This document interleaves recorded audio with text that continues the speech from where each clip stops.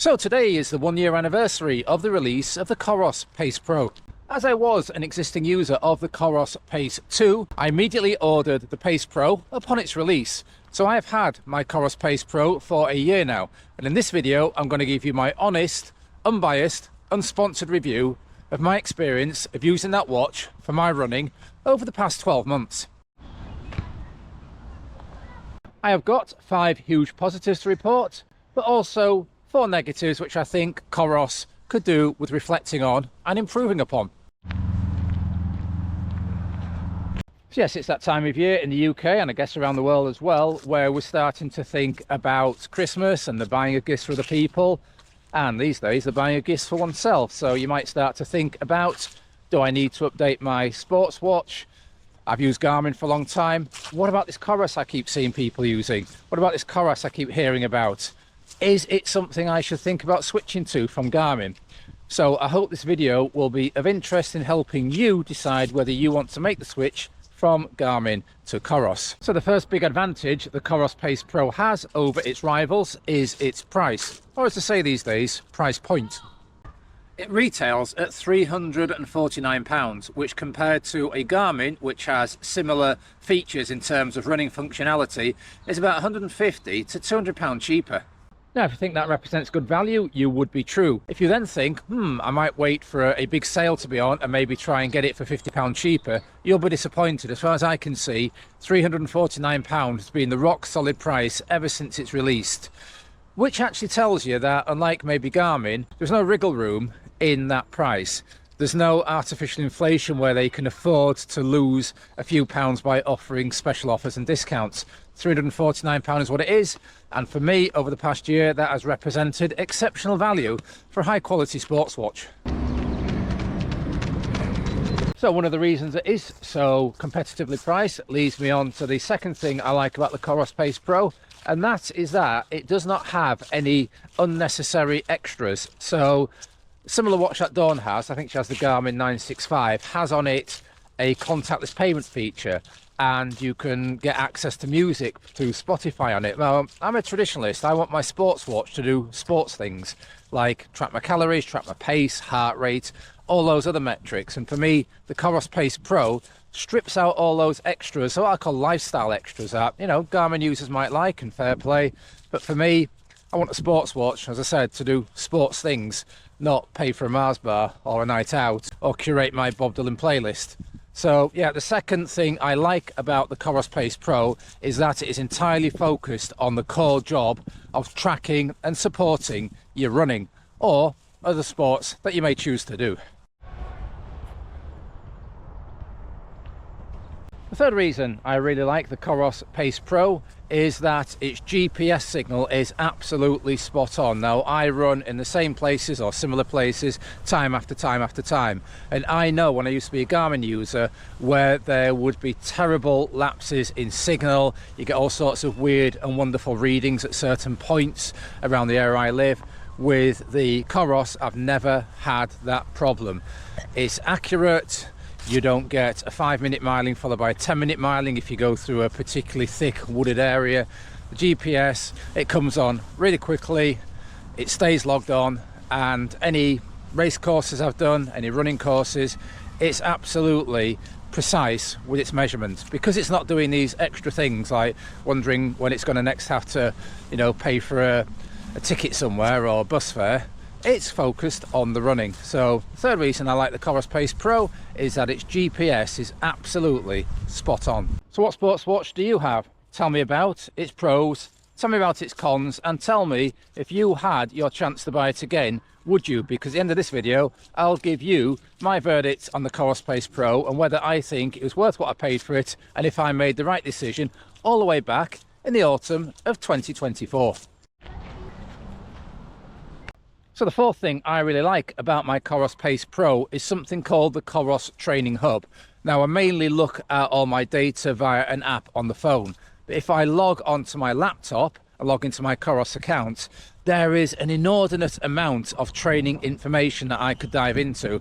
Some of it I haven't really looked at that much because it is so overwhelming, but if I was of a mindset to really unpick every little detail about my runs, then the Coros Training Hub would fulfill that criteria. You can look at the heart rate and cadence for each individual split within a session. You can analyse heart rate against pace, and I'm sure other watches do that too, but for me, the ease and the functionality of the Coros Training Hub is one of the great advantages of owning this particular watch and using it day to day. And the final reason I love my Coros Pace Pro is the exceptional battery life. Now, sometimes I'm not the most organised person when it comes to remembering day-to-day things. So with the Coros Pace Pro, I can generally get nearly 2 weeks worth of running and other activities out of it. Now, given the fact I run 50 to 60 miles a week, usually run twice per day, that is an exceptional battery life. If I remember just to bung it on charge for 2 or 3 hours once a fortnight, that really sees me through most of my running requirements. So the fifth reason I love the Coros Pace Pro is its exceptional battery life. Now, I realise I'm not giving you a lot of detailed statistical technological data here, because that's not my thing. I'm just giving you my honest review as an everyday runner, literally an everyday runner, of my experience. There are channels where you'll get a more detailed tech breakdown of it, but I'm just telling you, as a runner, would I buy this again? And if so, based on what advantages? And if not, based on what drawbacks? Autumn sunshine. So there's 5 reasons why I love my Coros Pace Pro. But now on to 4 things that I think Coros could do with looking at. Firstly, the build quality.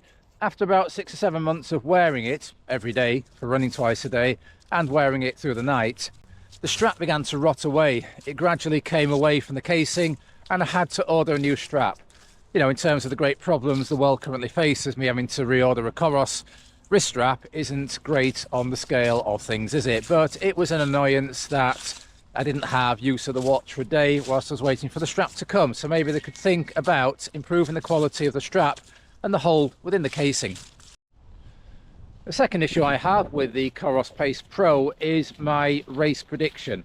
Now, I know this isn't an issue that's unique to Coros. If you look at Dawn's Garmin predictions, they're all over the place.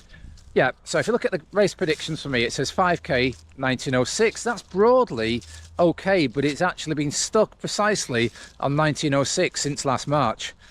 10k 3925 on a very, very good day, possibly, but it's been stuck on that number again since the spring of 2025. So there doesn't seem to be much variability. It doesn't tell you maybe when you're drifting out of form, coming back into form. It isn't very responsive like some of the other apps I use, like Kaizen. The second thing I think Coros could improve upon is the race prediction. If you look at my marathon time, it veers between 3:03 and 3:05, depending on what runs I've done that week. So there is a little bit of flexibility there, but I full well know, as a very experienced runner, if I stood on the marathon start line next week, I would not be running 3:03 to 3:05. So I think it's way off there. But wait, you might say, there is a feature on Coros where if you think those prediction times are inaccurate, you can perform a fitness test that will bring them back into a more realistic line. Now, I saw somebody do this on YouTube the other day, Neil Gamble, A Up and Run. This is his channel up there. An excellent masters runner. So he performed this fitness test once on an undulating loop where it came out with some unrealistic conclusions, and then once on a flat running track where it came out with some unrealistic conclusions. For a man who's recently run, I think, low 18s, about 18, 19 for 5k, it told him his 5k potential was in the 2040s. It told him his 10k potential was around 43 minutes, and he's literally run faster than that within the past couple of weeks. I think he did a park run at Newtown, which isn't the fastest course in the world, at about 19:24.